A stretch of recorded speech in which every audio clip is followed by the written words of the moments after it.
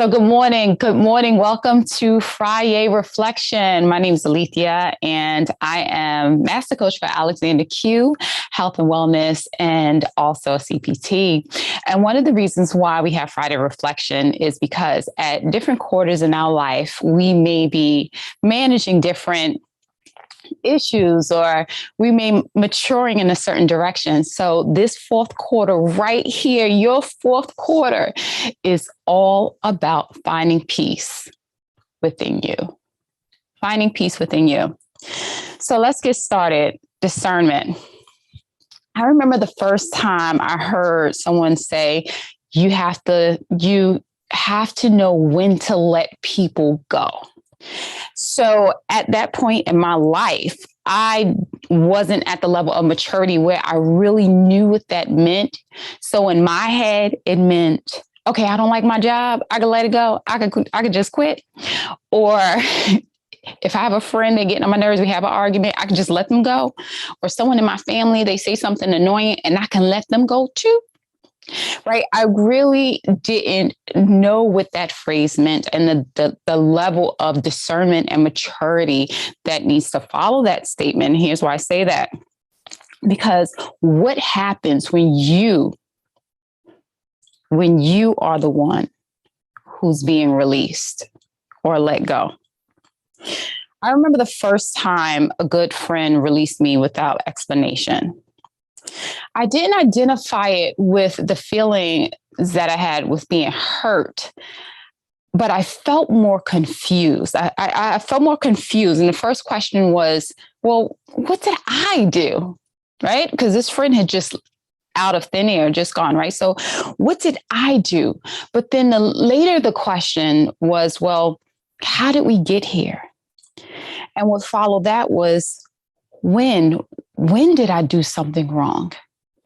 I had no idea where it had come from. And so in putting myself in that position, I wanted to explore that today and then shift our thoughts around this idea of discernment and letting people go. So when that friend let me go, my surface feelings, my faux feelings, what I thought it was that of being criticized or judged. That's why my first question was, what did I do? But what I really felt at the heart of that was vulnerable. I felt like anyone could come and go as they please because I didn't get an explanation. We didn't have a talk. There was nothing to it, right? It was just, they released me. And what was my underlying need? What did I really need at the heart of that? And that was just self-assurance. That's to know I am okay no matter what. I am powerful. I am a child of the Most High God. But at that time, I didn't know it. I was in a state of shock and confusion at being let go from this friendship. So what are the circumstances when we have those types of feelings? Well, one of the circumstances is, one of the triggers is, it could be our current circumstances, right? Maybe at the time we're feeling out of sorts. Things are not going as we planned or as we want to, and we are just feeling out of sorts. And then we get hit with, maybe they let you know I'm releasing you, or just no return phone calls at all, right? And at the present moment, that could also be a trigger, whatever is going on at the present moment, the present circumstance, right? Again, this friend is letting me go, and I'm just trying to handle that and understand that. But the third trigger of why I felt that confusion and that vulnerability was probably based on my past experiences, right? If someone releases you, then there's a problem with you.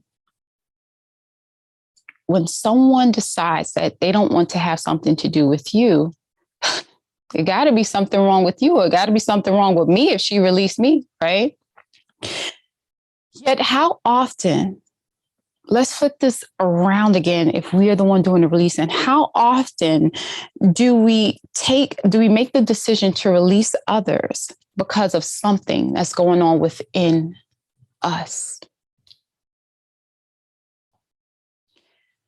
So let's shift. I found this quote, and for me it fit, but you find whatever quotes or affirmations work for you. And this was, the essence of discernment is stillness. If you can be still with another without trying to make them good or bad or divine or evil, then you can begin to experience him or her very directly.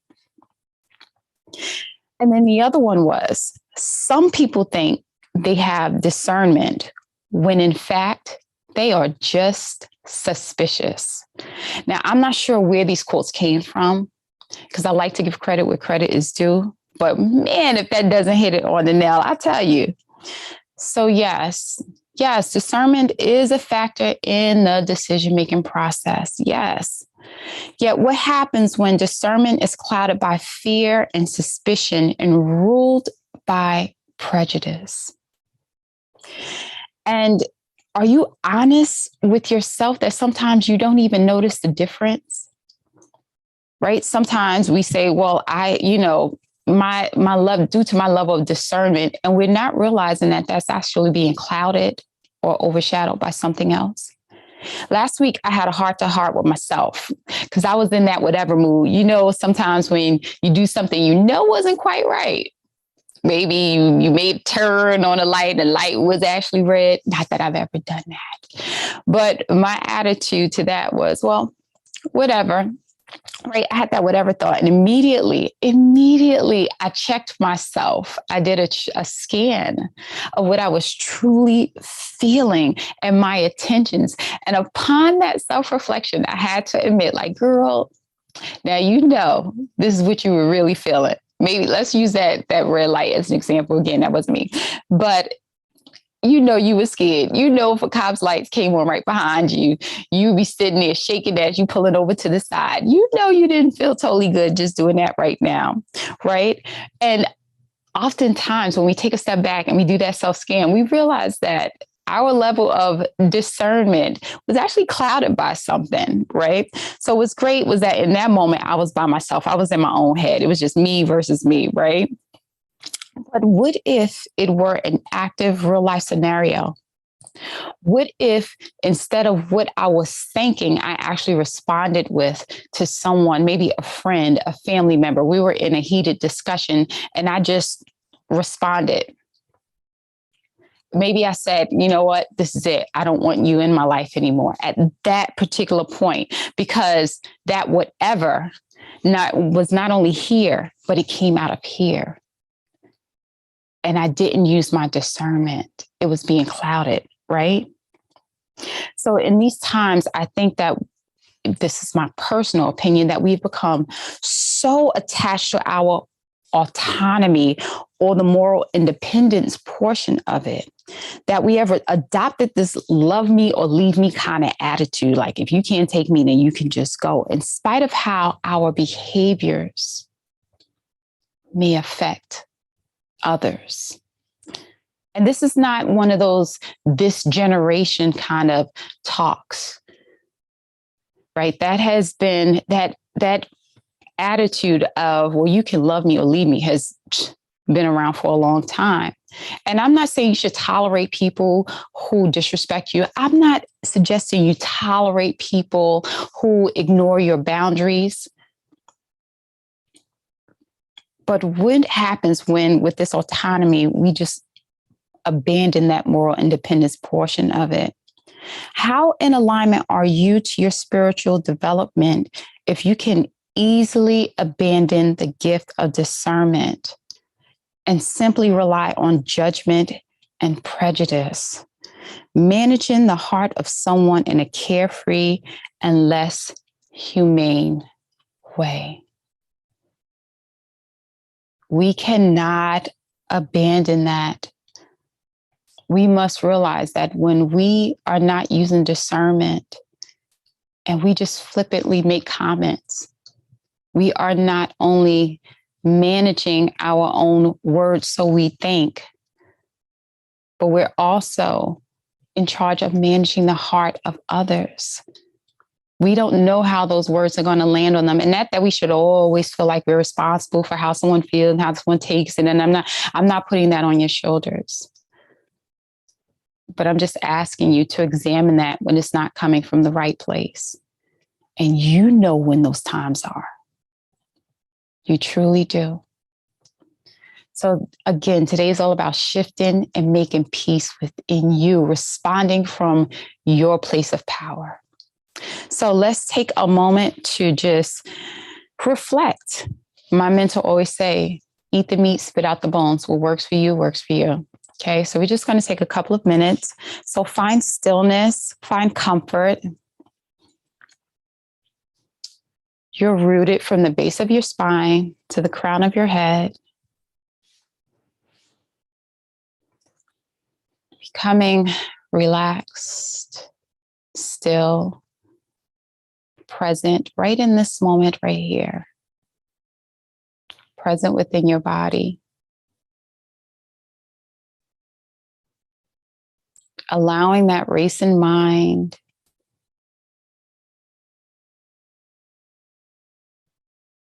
to slow down just a bit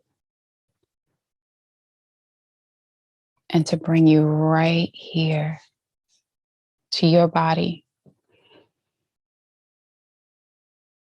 Take a deep breath in.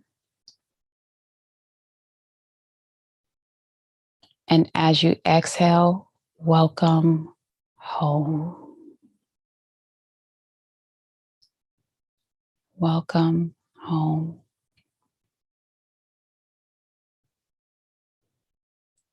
And now connecting with our breath, take another deep inhale.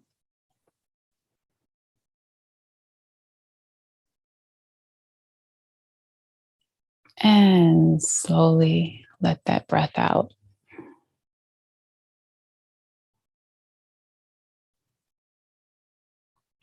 Now this time, inhale for 4 counts and hold for 4 counts. So inhale, 4, 3, 2, 1. 4, 3, 2, 1. And exhale for 4, 3, 2, 1.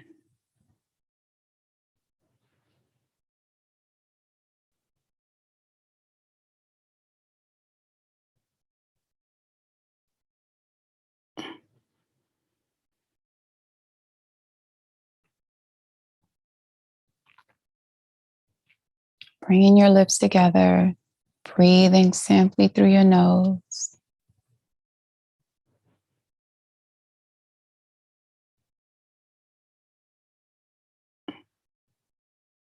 Releasing your tongue from the roof of your mouth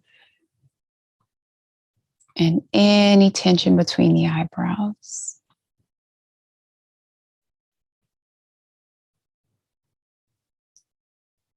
Allowing that breath to touch any areas of tension in your body. This is your home. And through your breath, you can cleanse any areas of tension.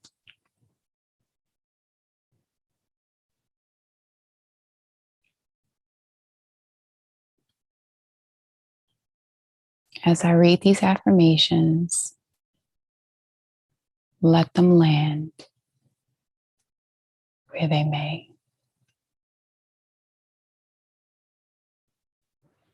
Breathe.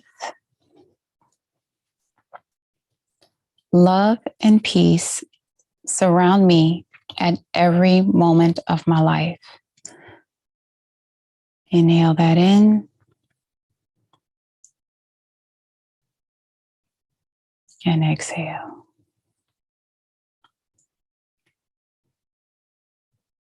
I give up on holding things against other people and holding onto the pain of past events. Inhale that in and let it go. I do not blame myself or anyone else. I have healed my past and moved on to a brighter future.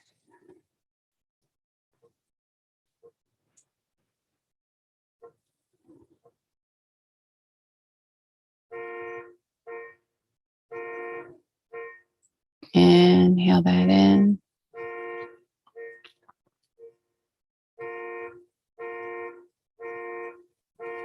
Even as the sounds go on around us,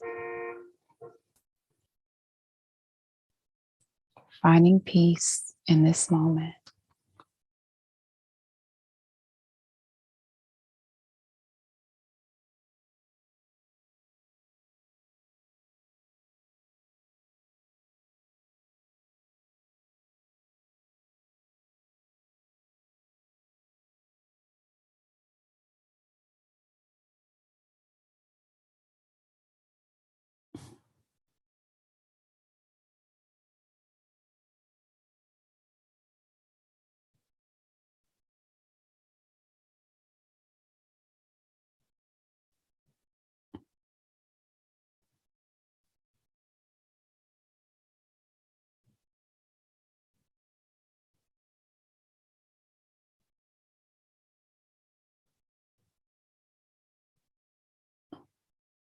Let's begin to bring the body back. Wiggle the fingers around, wiggle the toes. Roll your shoulders up towards your ears. Rub your hands together. Feeling that energy in the body. Feel in the chest. Feel in the heart with breath. When you're ready, bringing it right back to now. The light within me salutes, loves, and honors the light within you.